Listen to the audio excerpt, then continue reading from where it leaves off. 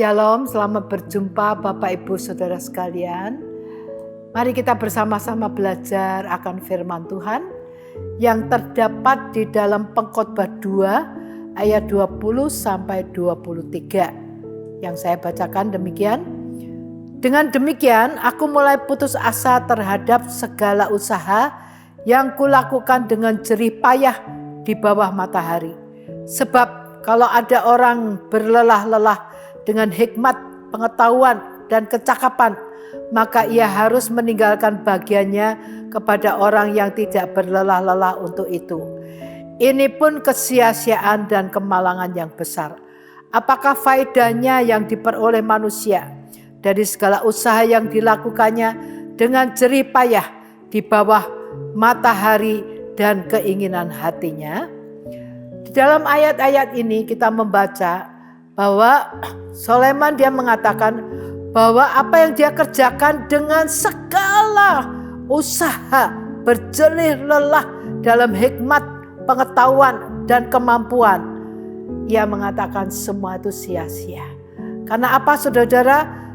Hikmat, pengetahuan, kecakapan, dan jerih lelah itu memang melelahkan hati. Tapi kita bersyukur kepada Tuhan. Di tengah-tengah dunia yang seperti ini, orang mengejar kepandaian, mengejar ilmu, itu tidak salah.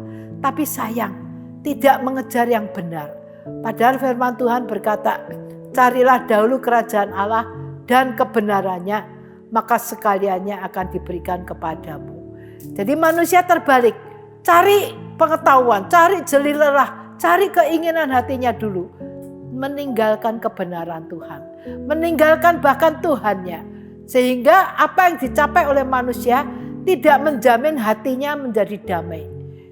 Hatinya gelisah, hatinya lelah, dan akhirnya menjadi sia-sia.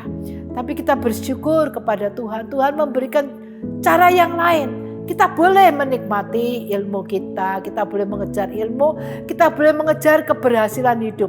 Tapi satu yang terpenting, yaitu sumber kehidupan itu sendiri. Kalau kita mengejar kehidupan, maka yang lain kita merasa itu sebagai bonus tambahan.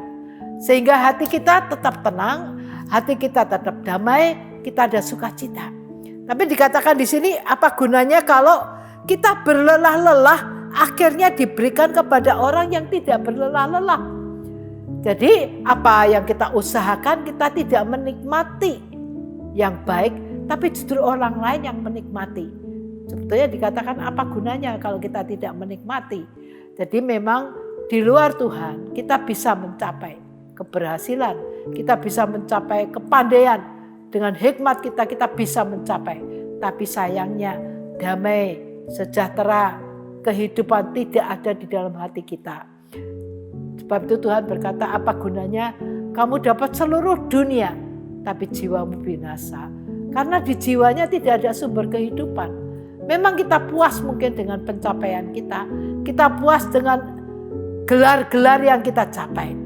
Tapi sayang di dalamnya tidak ada kepuasan yang sejati. Dan kepuasan sejati itu hanya di dalam Tuhan. Sebab itu saudara-saudara kita bersyukur kalau masih diberi kesempatan untuk kita mencari hal-hal rohani. Untuk kita mencari yang kekal. Untuk kita mencari yang mengisi hati dan hidup kita. Dan ini masih ada kesempatan kalau kita masih hidup. Sebab itu mari Bapak Ibu Saudara sekalian, selagi masih ada waktu, marilah kita cari yang baik, kita cari yang benar, bahkan kita cari yang kekal. Kekal yang menuju kehidupan. Karena ada dua, kekal itu kehukuman atau kehidupan. Biarlah kesempatan yang ada kita gunakan dengan baik untuk mencari yang kekal, yang baik, yang mulia, yang menjamin kehidupan kekal itu. Dan saya percaya kalau Tuhan berkata carilah, dan kalau kita nurut kita cari, kita pasti mendapat. Kata Tuhan berkata barang siapa lapar dan haus dia akan dipuaskan. Mari kita bersama-sama mencari Tuhan dengan sungguh-sungguh supaya apa yang kita dambakan kita dapat, tapi juga bersama dengan bonusnya yang penting, keselamatan, damai, sejahtera yang ada di dalamnya. Tuhan kiranya memberkati kita semua. Amin.